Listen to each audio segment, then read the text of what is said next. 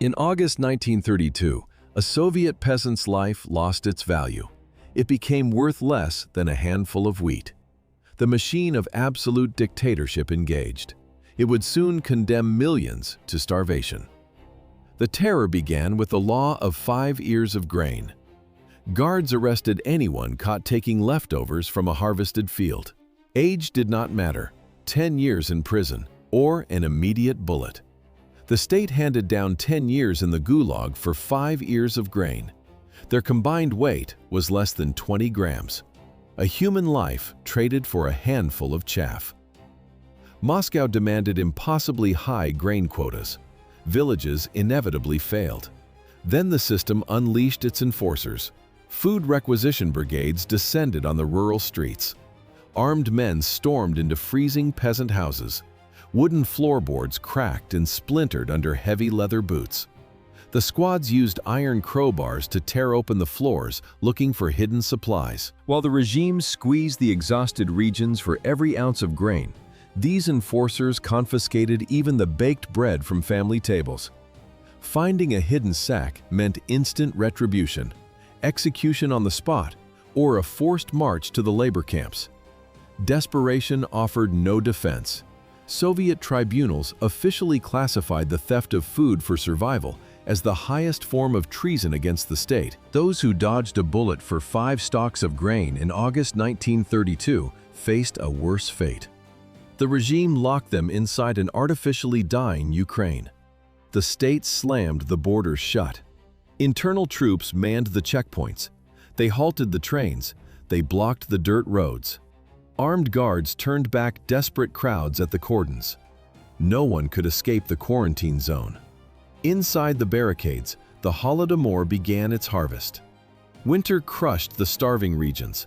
The catastrophe reached epic proportions. Demographers confirm at least 3.9 million victims. That equals erasing the entire population of modern Los Angeles in a single winter. Up to 7 million dead. Moscow praised socialist victories in the cities. Out in the exclusion zone, the countryside simply ceased to exist. Empty villages froze solid. Desperate survivors stripped bark from dead trees.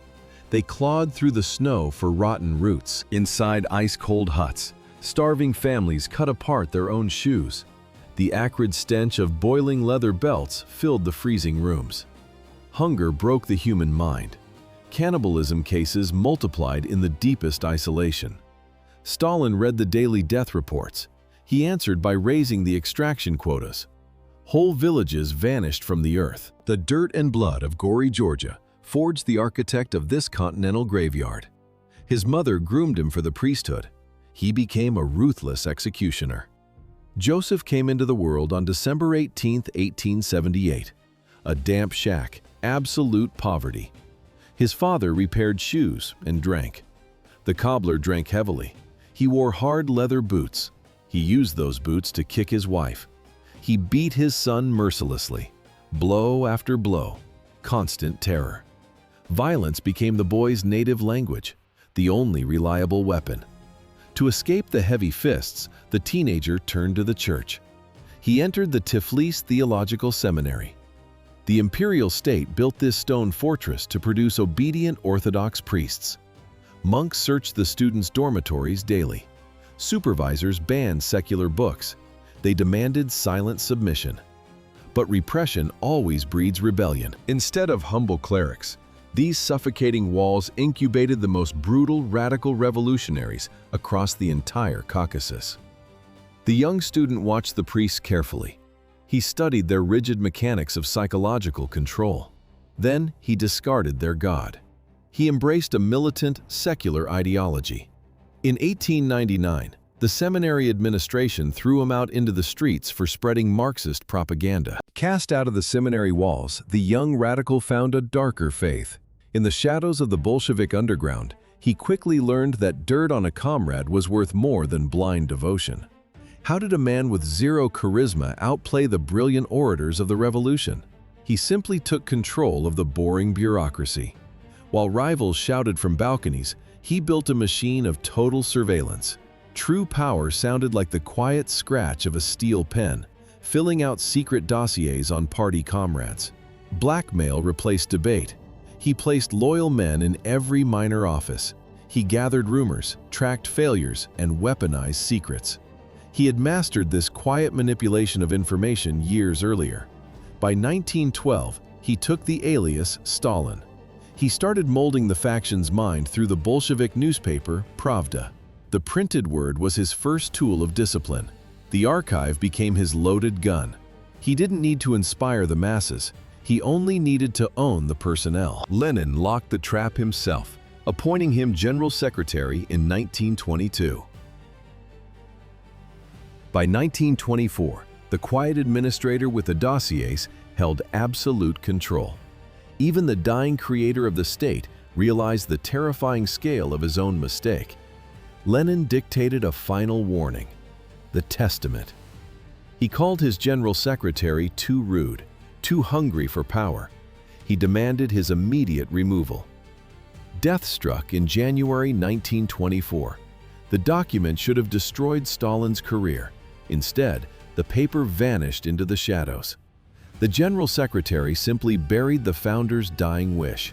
He suppressed the warning before it could spark a party revolt. Then, the devouring began. To claim the absolute throne, he needed temporary accomplices. Teaming up with Grigory Zinoviev and Lev Kamenev, he masterfully weaponized the very democratic centralism created by Lenin himself. Party voting became a silent guillotine. Their first target was Leon Trotsky, the obvious heir. They stripped his military titles, then his homeland. The regime drove the revolution's brightest orator into total exile by 1929. With the primary threat gone, the alliance shattered instantly. Stalin turned the bureaucratic machine against his own partners. He expelled Zinoviev and Kamenev from the party as factional traitors. The men who just helped banish Trotsky would soon find themselves walking down into the execution basements of the secret police. State guards systematically shot almost every major political rival under fabricated charges of treason. By 1928, the regime finished its political purges. Having annihilated his rivals within the party, the dictator turned his absolute control against his own people. He launched the first five-year plan, a brutal economic reset. At whose expense did the state finance the rapid growth of steel giants? Exclusively at the expense of simple farmers' lives. In Moscow, officials leaned over desks and sketched endless blueprints for massive new factories. But to build those industrial hubs, the state desperately needed hard currency, and the only way to get it was by extracting every ounce of grain from the countryside to sell abroad. The government initiated a total rural assault. On paper, it was a triumph of progress. In reality, it was the enslavement of farmers. Armed brigades marched directly into rural courtyards. Men in leather coats kicked down wooden gates. They targeted the most successful agricultural workers, officially designating them kulaks. Families who had nurtured the exact same soil for generations watched the destruction of their legacy. Guards confiscated their livestock. They seized their hand-carved plows. They took the winter harvest. The deafening clatter of new industrial lathes drowned out the crying in emptied villages. A 1,000-year-old agrarian tradition shattered in months. The state forcibly herded independent workers into massive collective farms. Stripped of land, stripped of heritage, tribunals immediately labeled anyone who resisted the confiscations a traitor. Farmers answered the land grabs of 1929 with raw sabotage, a desperate rural rebellion. The regime ruthlessly drowned it in blood. Midnight in the village. A farmer stands in his barn holding a heavy axe. He prefers to slaughter his own cow rather than surrender it to the collective. The muffled lowing of dying livestock echoes through the freezing dark. Across the countryside, desperate owners butcher millions of farm animals. The soil runs red. The dictator does not retreat. He blames the farmers. He calls it sabotage. The state launches the dekulakization campaign. It is not about grain quotas. It is about absolute submission. Officers in heavy coats kick down wooden doors. The midnight arrests begin. Guards rip screaming children from their mothers' arms. The secret police empty entire villages before dawn. Soldiers march the broken families to the tracks and pack them into windowless freight trains. Shipping over 100,000 people to forced labor camps in a single year demanded a massive logistical shift. The regime repurposes thousands of rail cars. The national railway network transforms into a flawless conveyor belt of mass repression. There were no trials. The Kulak label left no escape. The same freight trains that deported broken families to the camps in 1929 now returned. They rolled into Ukraine to strip the fertile land of its last food reserves. Why did the most fruitful republic become the epicenter of death? The dictator saw its cultural independence as a direct threat. Moscow demanded grain to fund industrial steel. Local officials warned of mass starvation. Stalin ignored the pleas. He set impossible quotas. When villages failed to deliver, the Red Army marched in. Troops kicked down doors. They dismantled household stoves, searching for hidden seeds. Soldiers swept the barns completely clean. Not a single grain remained on the cold wooden floors. This was not a natural disaster. It was a calculated strike against Ukrainian pride. Farmers refused to surrender their land and their heritage. The state starved them into submission. Millions slowly died in empty villages. History named this artificial famine the Holodomor. The state machinery systematically exterminated the region's cultural backbone. The fields turned into mass graves between 1932 and 1933. By 1934, the starving countryside lay silent. The epicenter of paranoia shifted. It moved from the desolate grain fields straight into the marble corridors of power. In Leningrad, a single gunshot rewrote the rules of survival for the entire nation. Sergei Kirov dropped dead inside the party headquarters. Who benefited from the murder of a popular leader in a suddenly unguarded hallway? The man who needed a flawless pretext to untie the hands of the secret police. Kirov was a favorite, a rising political star. His assassin faced no resistance. Stalin arrived in Leningrad the very next day. The dictator did not seek the truth. He engineered a mechanism. The assassination provided the ultimate catalyst to expand the purge. Within hours, the state machinery pivoted. Stalin personally drafted new emergency directives. These laws completely stripped the accused of the right to a defense lawyer. The state banned all appeals. The government abolished clemency. It was the absolute legalization of state murder. The NKVD received unlimited authority to hunt down anyone labeled a political threat. Paranoia infected urban apartments and government cabinets. The decree of December 1, 1934, legally authorized executions within 24 hours of a guilty verdict. The emergency mandates following Kirov's death transformed NKVD headquarters. By 1936, these offices operated as a relentless conveyor belt of death. Between 1936 and 1938, the secret police arrested 1.5 million people. The mechanics of destruction ran like clockwork. A sudden knock in the dead of night, a shattered door. Then, the interrogation cell. A harsh, blinding glare from a desk lamp burned into the eyes of a sleep-deprived prisoner. Officers beat the accused. They withheld food. They systematically broke human minds. Investigators demanded signatures for impossible crimes. A careless joke. A late arrival to a meeting. Truth ceased to exist. The state replaced reality with a bureaucratic script. This birthed a theater of the absurd. The staged trial. Judges and prosecutors merely recited memorized lines. A hollowed-out, ruined man stood before the tribunal.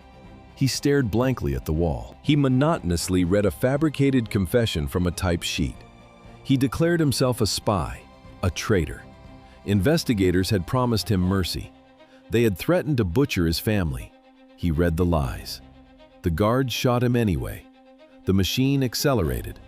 The regime executed almost 400,000 citizens in 1937 alone. This required a staggering production rate of death. The state murdered over 1,000 of its own people every single day. No weekends, no holidays. Executioners worked continuous shifts. Adults vanished into nameless pits. The terror then turned to the most vulnerable. The secret police branded the surviving sons and daughters as offspring of traitors. Officers dragged them from their empty apartments. Special state orphanages swallowed 25,342. In 1937, a global storm gathered over Europe, but Joseph Stalin began methodically butchering his own shield. Why slaughter your own army on the threshold of a great war? For absolute paranoid power. The purge demanded total submission. Heavy wooden doors of state orphanages slammed shut with a deafening thud. They locked the descendants of the condemned into a lifetime of stigma and forced labor. Children inherited the treason, erased futures. The terror reached the absolute top. May 1937, secret police seized Marshal Mikhail Tukhachevsky, a brilliant tactician, the most respected commander in the nation. Interrogators broke him in days, leaving physical bloodstains on his typed confession. A swift trial ended with a bullet in the dark. Then the machine chewed through the ranks. The state ripped out the military's spine. Secret tribunals condemned half of all army officers to firing squads or freezing gulags. The Red Army stood completely decapitated, weakened, paralyzed. By the end of 1938, the secret police had executed 700,000 people. While Soviet commanders vanished into the damp cellars of the secret police, Joseph Stalin found a new partner. August 1939, Moscow. The Kremlin walls concealed a monumental geopolitical robbery. Nazi envoy Joachim von Ribbentrop stepped into Stalin's office. Vyacheslav Molotov sat at the desk. The Molotov-Ribbentrop pact lay open. A heavy fountain pen scratched across the paper. That sharp, dry sound cut straight through the map of Eastern Europe. They carved up living nations. 2 dictators, 1 stroke of ink. Millions of destinies shattered in a single night. Official newspapers screamed about peace. A historic treaty of non-aggression between bitter enemies.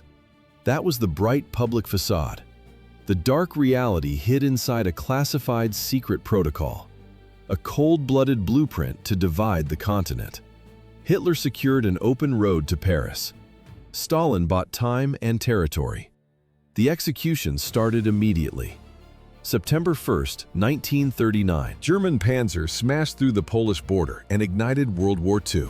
Stalin held his forces back. He waited exactly 17 days.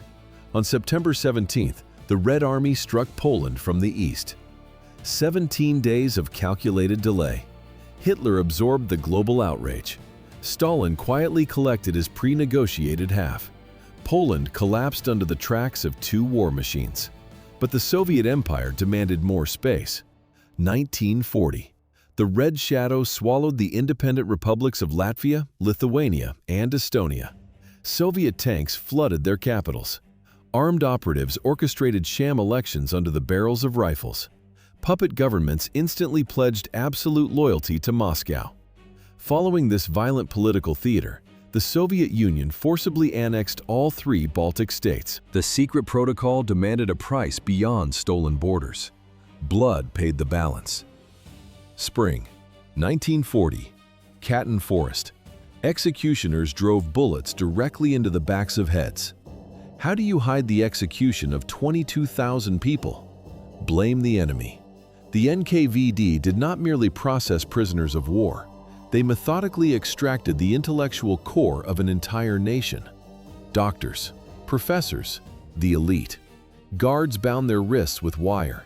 A single pistol shot to the nape severed the future of a country. The macro system specifically eradicated the Polish military and cultural gene pool to crush any potential defiance. Firing squads dumped 22,000 Polish officers and intelligentsia into trench pits. Dirt covered the bodies. The state sealed the archives. Moscow finally confessed to the massacre in 1990, right before the Soviet collapse. For 50 years prior, the official government apparatus blamed the Nazis for the killings. Those who bypassed the execution trenches of Katyn fed an unprecedented logistical machine in 1939. 1.5 million people. Dragged from their beds in the dead of night, a heavy knock shattered the silence. Guards gave terrified parents 15 minutes to gather their children and pack. Whole families marched into the darkness toward the railway tracks. They were not spies. They were not military officers. The state condemned them under one vague, lethal label: socially dangerous. Between 1939 and 1941, the empire industrialized mass deportation. Soldiers herded humans into wooden cattle cars like livestock, 40 people per wagon. Heavy doors slammed shut. Iron bolts locked from the outside. Inside, oxygen vanished instantly. A suffocating stench of excrement, unwashed bodies, and blind fear filled the pitch-black space. 1.5 million citizens. That equals the entire population of a major European metropolis, simply erased from the map by a dictator's pen. The trains crawled eastward for weeks without stopping. No food rations, no clean water, no sanitation. Infants and the elderly perished first, their bodies rolling against the living in the dark as the steel wheels kept turning. The nightmare journey finally ended in the harshest corners of Siberia and Kazakhstan. The bolts slid open. Only empty, frozen wasteland awaited them. When the front lines cracked in July 1942, Stalin turned the machine of terror against his own troops. The state issued Order Number 227, not a step back. Where do you run when the enemy advances ahead and the machine guns of your own blocking detachments wait behind? There was no way out. The ordinary infantrymen stood trapped. Ahead lay German artillery. Behind lay a bitter betrayal. A heavy machine gun burst suddenly tore through the air from the rear. Not from the enemy, from their own trenches. The state stationed elite executioners directly behind the crumbling Soviet defense. Their instructions were absolute. Shoot anyone who faltered. Shoot anyone who took a single step backward. The human mind shattered under this dual pressure. The psychology of survival broke down to one terrifying instinct. You either died facing the enemy, or you died in the mud with a bullet from your own countrymen. The state demanded blood for every inch of lost ground. This ruthless logic outlived the defensive war. By 1944, as Soviet forces finally pushed the Nazis back, this exact same terror violently pivoted toward millions of civilians. But in that first year of the mandate, the army already paid the ultimate price for iron discipline. In a single year, their own commanders executed 150,000 Soviet soldiers. This absolute ruthlessness toward his own people was born earlier. On June 22, 1941, the alliance with Hitler collapsed. Soviet spies reported the exact date of the incoming attack, but Stalin blindly trusted the non-aggression pact. Operation Barbarossa struck with crushing force. Over 3 million Axis soldiers tore through the western borders. The invasion caught the country completely blind. The state machine froze. For 11 days, the dictator vanished. Complete silence. He did not address the panicked nation until July 3rd. When he finally spoke, his directive sealed the fate of the countryside. The Red Army rolled backward. In their wake, commanders unleashed the scorched earth tactic. The order demanded total erasure. Leave nothing for the enemy. Not a single kilogram of grain. Not a single drop of fuel. Soldiers marched through summer fields with torches. Dry wheat turned to ash. Sappers wired railway bridges, blowing massive steel structures into the rivers below. Wooden villages erupted in flames. Peasant families stood in the dirt. The roaring heat of their burning homes blistered their faces.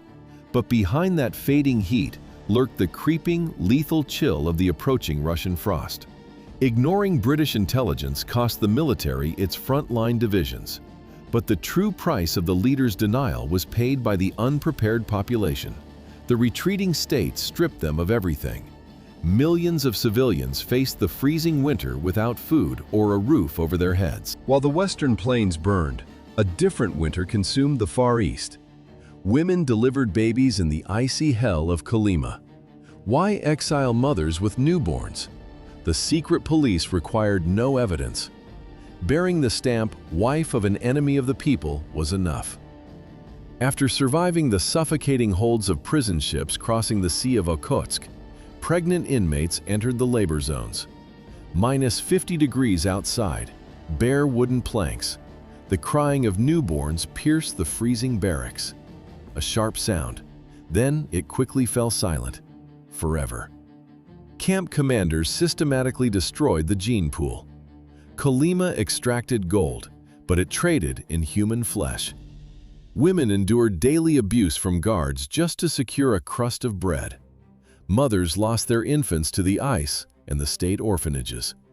The statistics reflect pure slaughter. During the harshest seasons, the annual mortality rate hit 30%. 1 in 3 prisoners died every 12 months. In just the first 5 years, over 130,000 people perished in the region. Permafrost swallowed the bodies. Whole families vanished forever. Kolyma was just one gear, a minor branch of a continental industrial empire. The state built it entirely on human bones. 18 million men, women, and children. That was the total workforce of the GULAG.